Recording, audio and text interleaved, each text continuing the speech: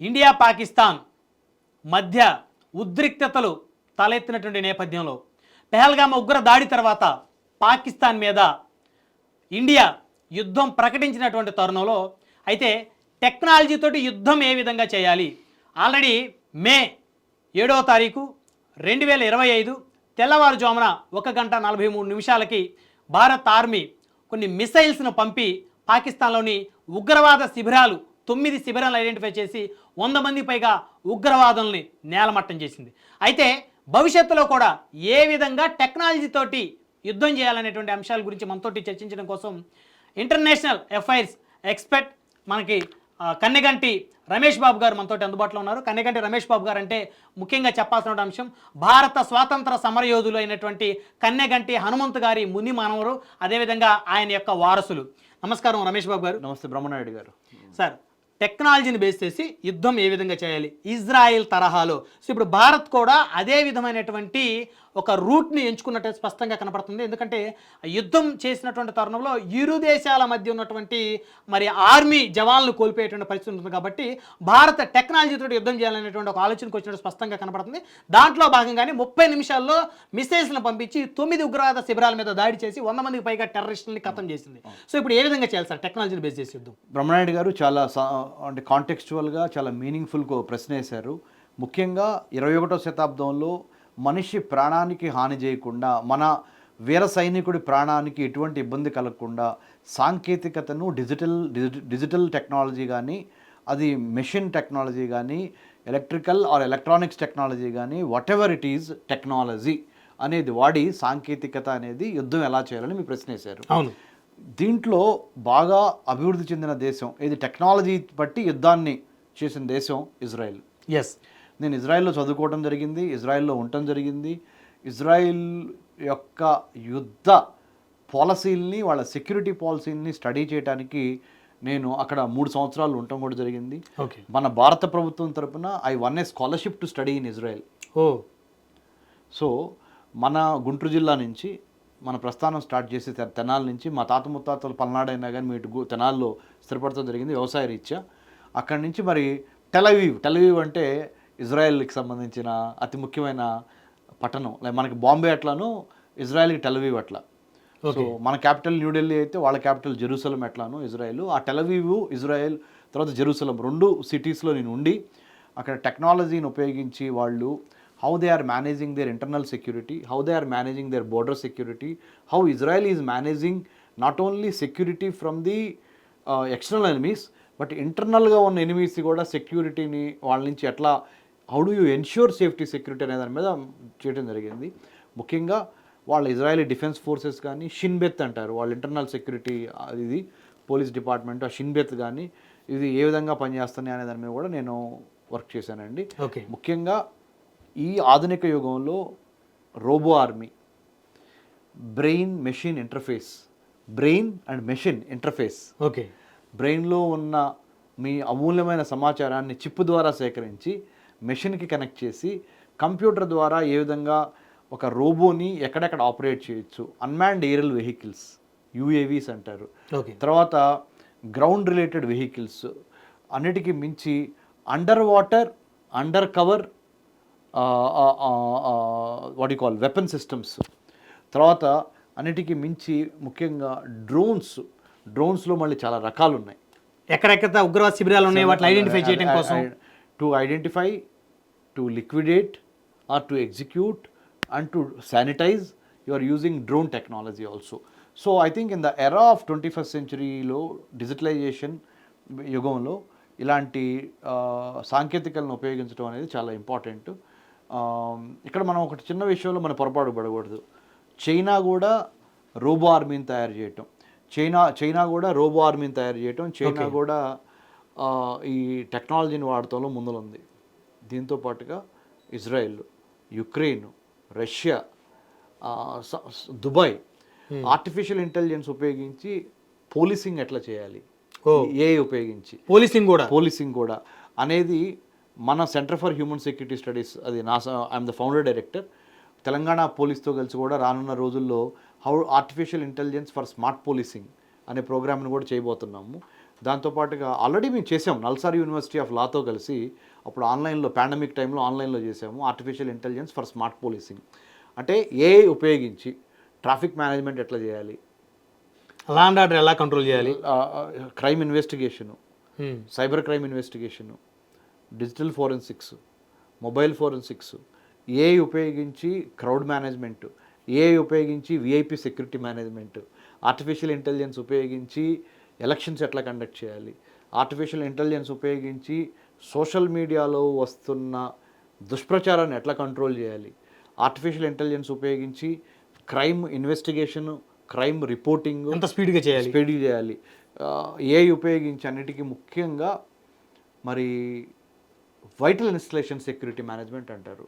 Okay, vital installation security means ports, airports, rocket launching centres, symbolic targets అయిన parliament, assembly, soft targets or soft target symbols అయిన railway station, bus స్టేషన్లో crowd management ఎట్లా చేయాలి, ముఖ్యంగా అన్నిటికి మించి AI ఉపయోగించి మానవుడి యొక్క ప్రాణానికి విలువిస్తా మిషన్ ద్వారా యుద్ధం ఎట్లా చేయాలి అనే ఒక రోబో కానీ, డ్రోన్ కానీ, ఆటోమేషన్ కానీ ఏఐ ఉపయోగించి రీసెంట్గా మేము ప్రాజెక్ట్ చేసాము. నేషనల్ మ్యారిటైమ్ సెక్యూరిటీ కోఆర్డినేటర్ గారు గవర్నమెంట్ ఆఫ్ ఇండియా దగ్గరికి వెళ్ళి నేను డిస్కస్ చేసి వచ్చి ఆర్టిఫిషియల్ ఇంటెలిజెన్స్ ఉపయోగించి మన సీ పోర్ట్ అంటే నౌకాశ్రయాలు, మన పోర్ట్స్ ఉంటాయి కదా, పోర్ట్స్లో స్మగ్లింగ్ ఎట్లా అరికట్టాలి, ఎర్రచందనం స్మగ్లింగ్ దగ్గర నుంచి మిగతా ఆర్మ్స్ ట్రాఫికింగ్ అంటారు, హ్యూమన్ ట్రాఫికింగ్ అంటారు, తర్వాత డ్రగ్స్ ట్రాఫికింగ్ అంటారు, వీటిని ఎట్లా అరికట్టాలి ఆర్టిఫిషియల్ ఇంటెలిజెన్స్ ఉపయోగించి ఒక పెద్ద నౌకల్ని వెసల్ ట్రాఫిక్ మేనేజ్మెంట్ అంటారు, విటిఎంఎస్, వెసల్ ట్రాఫిక్ మేనేజ్మెంట్ సిస్టమ్స్ అంటారు. తర్వాత ఆర్టిఫిషియల్ ఇంటెలిజెన్స్ ఉపయోగించి కృత్రిమ మేధస్సు వాడి డేటాని పర్ఫెక్ట్గా స్టోర్ చేసి data visualisation, data classification, supervised learning, unsupervised learning, artificial intelligence for artificial narrow intelligence, artificial general intelligence, artificial super intelligence, దీనిలో చాలా రకాలు ఉన్నాయి. వీటన్నిటిని క్రోడీకరించి రక్షణ వ్యవస్థను ఏ విధంగా పెంపొందించు అనే దాని మీద Indian army, Indian air force, Indian coast guard, ముఖ్యంగా మన యొక్క 12 నాటికల్ మైల్స్ సముద్ర తీరం నుంచి లోపల వరకు ఫస్ట్ మెరైన్ పోలీస్ ఏ విధంగా కాపాడాలి, ఏ గొడవలు జరిగినా marine police part of the police department will have to register the case. తర్వాత 12 నాటికల్ మైల్స్ నుంచి 200 నాటికల్ మైల్స్ మధ్య ఎటువంటి క్రైమ్స్ జరిగినా కానీ ఇండియన్ కోస్ట్ గార్డ్, ఐసీజీ అంటారు, they have to take care. 200 nautical miles నుంచి హై సీస్ అంటారు, 200 nautical miles plus నుంచి 340 మైల్స్ నాటికల్ మైల్స్ వరకు ఏ విధంగా Indian navy will have to protect. So all the navy, coast guard, marine police plus customs, excise, intelligence bureau, SIB and DRI, that is Directorate of Revenue Intelligence, and Enforcement Director, and a multi-agency coordination. I have worked with Ajit Doval sir as a research associate on counter-terrorism when I was at Vivekananda International Foundation, so I have had the experience of simulation of MAC antar. MAC ante entante multi-agency coordination. Okay. SMAC ante entante state level multi-agency cooperation or coordination to bring all the stakeholders together to protect, to ensure safety, security to our country, our motherland, Bharat. సరే, ఇప్పుడు ఏదైతే Israel ఉందో, మీరు ఇజ్రాయెల్లో చదువుకున్నారు, అక్కడ వారి యొక్క యుద్ధ నైపుణ్యాలు మీకు పూర్తి అవగాహన ఉంది. సో వారి యొక్క ఆర్మీ జవాన్లను కాపాడుకుంటూ వారి ప్రాణాలని చాలా జాగ్రత్తగా చూసుకుంటూ వారి టెక్నాలజీతోనే యుద్ధం చేయటం ఏ విధంగా వాళ్ళు స్టార్ట్ చేశారు. ఇప్పుడు అదే విధంగా భారత్ చేసేటువంటి అవకాశాలు మనకి ఏ మేరకు ఉన్నాయి సార్? ఏ మేరకు రిసోర్స్ ఉంది మనకి? India is also no less and we have been getting our training very well from all the developed countries. Okay, now India is in the fore run. We have 2.5 million army put together, అంటే defence forces, standing army కానీ and recruit what you call రిజర్వ్లో ఉన్న army కానీ మొత్తం కలిపి మనకి 2.5 million, అంటే 25 లక్షల మంది మనకి ఆర్మీ ఉంది. సుశిక్షితులైన ఆర్మీ జవాన్లు ఈ కండబలంతో ఎలా ఉందో అలా ఉన్నారు. మీకు ఎందుకు చెబుతున్నానంటే ఇది physical fitness, mental fitness, intellectual fitness, emotional fitness ఉన్న దేశంగా భారత్ ఆవిర్భవించింది. అవును, ఈ మాట నేను ఎందుకు చెబుతున్నానంటే నొక్కి ఒక్కడి నుంచి 15,000 కిలోమీటర్లు భారతదేశానికి భూ సరిహద్దు ఉంది పక్కనున్న 7 దేశాలతో. అందుట్లో 3,323 కిలోమీటర్లు ఒక్క పాకిస్తాన్తోనే మనకి భూ సరిహద్దు ఉంది. ఆ 3,323 కిలోమీటర్లలో 740 కిలోమీటర్ల లైన్ ఆఫ్ కంట్రోల్ ఉంది, ఎల్ఓసి అంటారు, ఇండియా పాక్ మధ్య. వీటన్నిటిని కాపాడుకోవడంతో పాటు 3,488 kilometres of land border we share with China, 4,000 kilometres plus the land border we share with Bangladesh.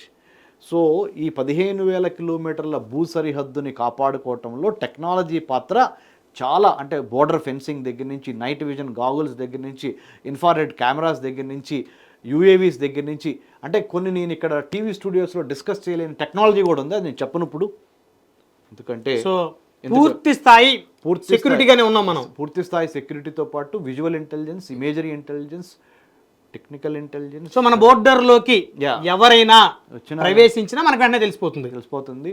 But ఒక్కటి చెప్తాను మీకు బ్రహ్మనాయుడు గారు, లాస్ట్ మాట, సివిల్ డిఫెన్స్ మాక్ డ్రిల్స్ ఇవాళ ఏదైతే భారత ప్రభుత్వం మనందరికి పిలిపించిందో 4 గంటల నుంచి 4:30 గంటల వరకు ఇవాళ 7th May 2025న చేయమని, దాన్ని చాలా సీరియస్గా తీసుకోవాలి. ఇజ్రాయెల్లో నేను నేర్చుకుంది అదే. ఇజ్రాయెల్లో ఒక సంకేతము, ఒక సైరన్ మోగింది అంటే ఎటువంటి సైరన్ ఎటువంటి యుద్ధానికి దారితీస్తుంది అనే ఒక అవగాహనతో పాటు ప్రతి ఇంపార్టెంట్ బిల్డింగ్లో ఇజ్రాయెల్లో కింద బంకర్ ఉంటుంది. ఆ బంకర్లోకి వెళ్ళి తనను ఎట్లా తలదాచుకోవాలి. అవును సార్, బంకర్లు నేను గతంలో ఇజ్రాయెల్ సంబంధించిన వాళ్ళతోటి జూమ్లో ప్రోగ్రామ్ చేసినప్పుడు వాళ్ళు క్లియర్గా చూపించారు. సో ఆ బంకర్ లోపలికి స్టెప్స్ ఉంటాయి, ఈ స్టెప్స్ నుంచి వాళ్ళు లోపలికి వెళ్తారు, అక్కడ తలదాచుకుంటారు.